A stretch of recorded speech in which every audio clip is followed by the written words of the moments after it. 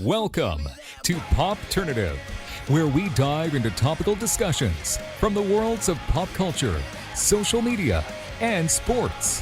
Here is your host, Peter Remoliotis, aka PD Beats.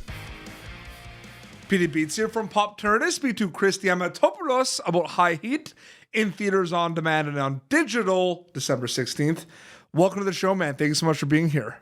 Thanks for having me, Rumeliotti. Happy to be here. Absolutely. It's so great to chat with you. It's pretty cool because the kind of obvious ones with this movie, High Heat, you know, the thriller, the action, the drama, it's all in there. But the restaurant kind of component of this and it being in a kitchen and everything really kind of stood out to me. Did it stand out to you in the script for this as well? Yeah, I think that there's something really unique about this. There's elements of sort of late 90s throwback, like action, adventure, comedy, romp. But then, as you said, the setting really sort of elevates it and contextualizes it in a way that I think really allows people to sit back and enjoy, because it's kind of a beautiful sort of explosion of a film. Yeah, 100%. But it's funny too because, like, I find although food and like restaurants, it's so popular and everything, there aren't like many of them that like have to do with like a restaurant or have to do with a kitchen. Like, and then like you have a movie like this that comes out, you're like, oh man, this is what I want, this is what I crave. Like that was what really kind of drew me into this, was the food restaurant component for sure. Totally, yeah. And I thought they photographed it well. They showcased those elements really well, the dynamics of the restaurant. Yeah, I totally agree. It's so awesome. I mean, a really cool cast all around. I mean, Kayla Doubleday, Don Johnson, Olga, like it's just amazing. What is your mindset knowing, like, just in general, like ensemble cast, but like with this cast specifically, where so many people like yourselves that worked in so many different genres coming together for this kind of action movie? I mean, look, for a movie like this to really work, everybody has to be as collaborative as they possibly can be. And that was the thing that I absolutely loved, particularly working with Caitlin, who played Mimi, my wife. We improvised great together. We came up with some really organic and natural little beats together. It was just fun finding it and creating it, and having such a great collaborator in Zach Golden, the director, to really allow us to sort of follow a path of something that maybe wasn't necessarily on the page and just added a little beautiful element of some comedy or some emotion that we could then circle back to at the end of the film. And you talked in the beginning of the interview, Chris, about the fact that there's kind of this like traditional kind of action kind of component that we love. We're on the edge of our seats. You worked on Red Notice. Does that kind of like prep you a little bit? Like when you work on this, you look at the script, you're like, oh, like I just did this recently, similar. Like, do you think about those things like action to action or?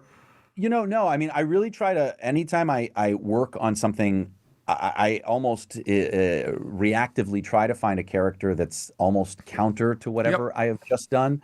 So that's kind of what drew me to the role of Tom. He's kind of this quiet, almost very normal suburban dad who seems to have maybe lost his verve and his spark somewhere along the way. I liked the idea of playing a bit of a downtrodden energy because I often have played more acerbic or aggressive energies. Look, Red Notice was a great time, but it couldn't be more diametrically opposed in terms of scope and size to a film like this. Red Notice was north of $200 million, and this movie was made down and dirty. But the interesting thing about it is that the production value on this film, for what the film is it's terrific. I mean, it really pops off the screen. The action sequences are just super vibrant. So yeah, it's always great to sort of see two things done in two completely different ways. And this character definitely is not Russ Hanneman, right? No, not at all. No, Russ Hanneman would chew up and spit this guy out. Is that like, it's funny because, you work on a lot of projects and kind of like you said, project to project, you want to find it, but like, a lot of the projects you have worked on don't really have that much of a shelf life because of streaming services and everything. It's pretty crazy, right? Like people are going to bring up Russ Hanneman because that was such a intense character. You know what I mean? I mean, that show was a real blessing because Mike Judge and Alec Berg were such geniuses in putting it together. All the guys that worked on the show were so terrific in their roles.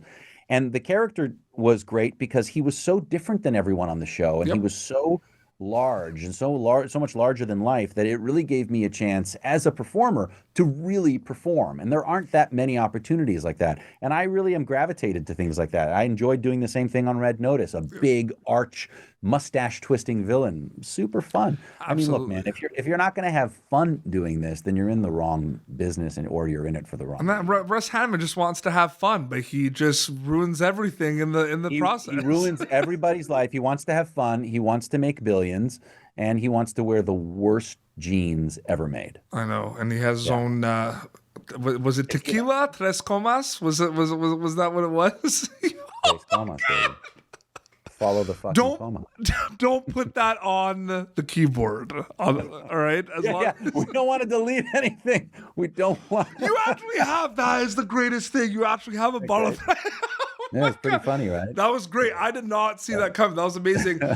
You do a lot of amazing voice acting as well. That's all storytelling for you, eh? Even though, you're in a studio for that and everything. Do you see it all as storytelling, Chris?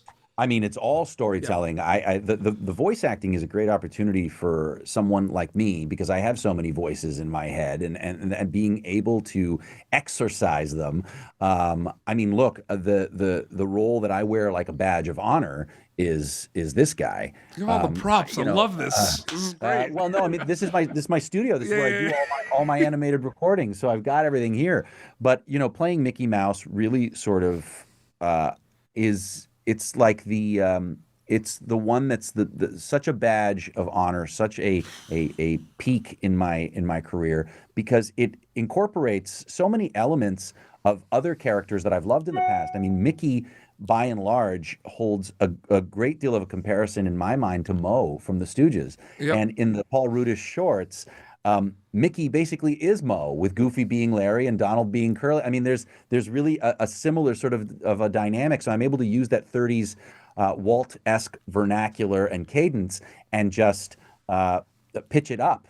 And so it's super fun. I mean, if you say like if you walk by someone on the street, you say iconic animated cartoon, right? Like Mickey Mouse is most likely their answer. And you had a chance to voice that character. That's crazy, man. It's crazy. It really is crazy. And as a father of 4, it's especially crazy because it gives me major bona fides with my children. And I don't often get that. So that's super. Yeah, no, but the animated stuff has been amazing. I'm on another Diary of a Wimpy Kid. I play Frank, the father on that. We just dropped another one on Disney Plus, and that's been super fun. But yeah, I mean, Invincible on Amazon and Pantheon on AMC and Inside Job on Netflix. I mean, there have been some really great ones in this last year that have been just super, super fun. I'm on a new DreamWorks series called Bad Guys as well. That's super, super duper fun as well. No, it's amazing. Getting back to High Heat a little bit as well. Yeah. I feel like no matter how long you worked on a project, you mentioned like Red Notice and Three Stooges and everything, I feel like there's always going to be a learning experience, whether you've been on a set one time or thousands of times.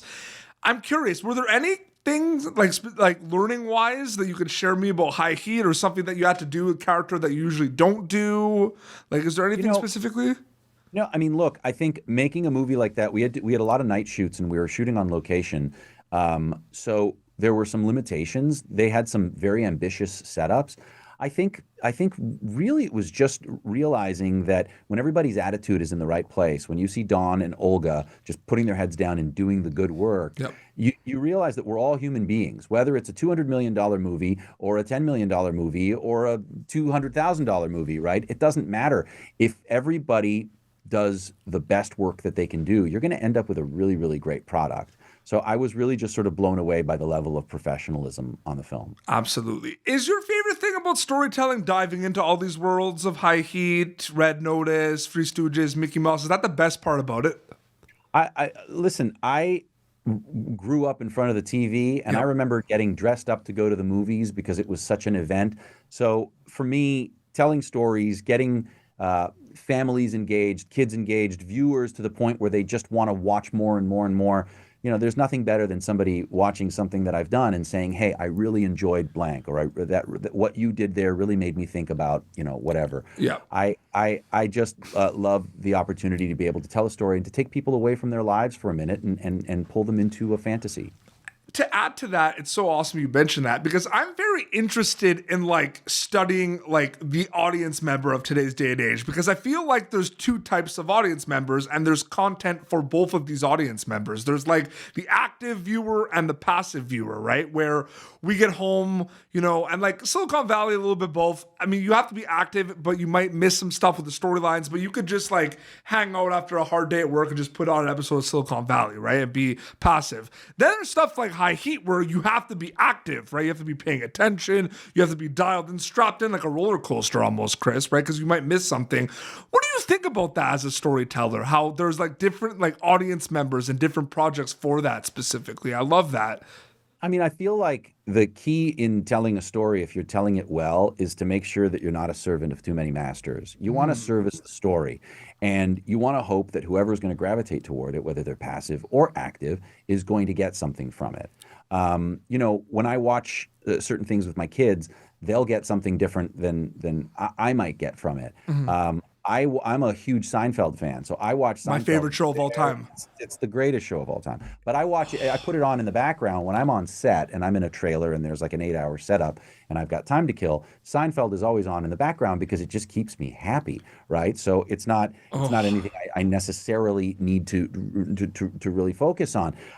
When I'm listening to a book on Audible, I'm listening right now to this great book by Varoufakis called Adults in the Room. If I'm not paying attention, I have to double back like every 30 seconds. I'm like, whoa, wait. You know, so I think that the key is to tell the story the way that the story is meant to be told, and then the various audience members will view it in the way that makes them most comfortable. I don't get tired of Seinfeld. I literally watch Seinfeld. Like it's a crazy thing, right? Like my whole the household loves Seinfeld. We quote it all the time.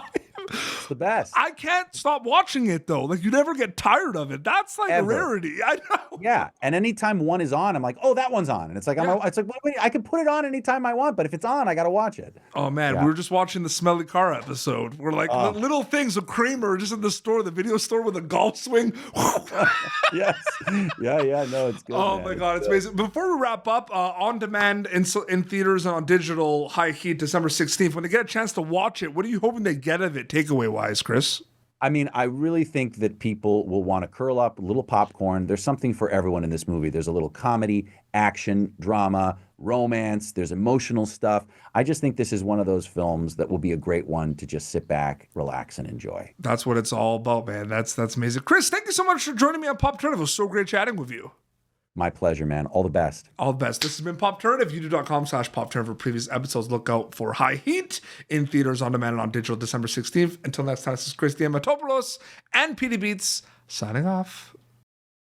Thank you for tuning in to Popternative. Make sure to check out our past episodes of Popternative on YouTube. Be sure to like Popternative on Facebook and follow us on Twitter. This has been an Autograph Communications production.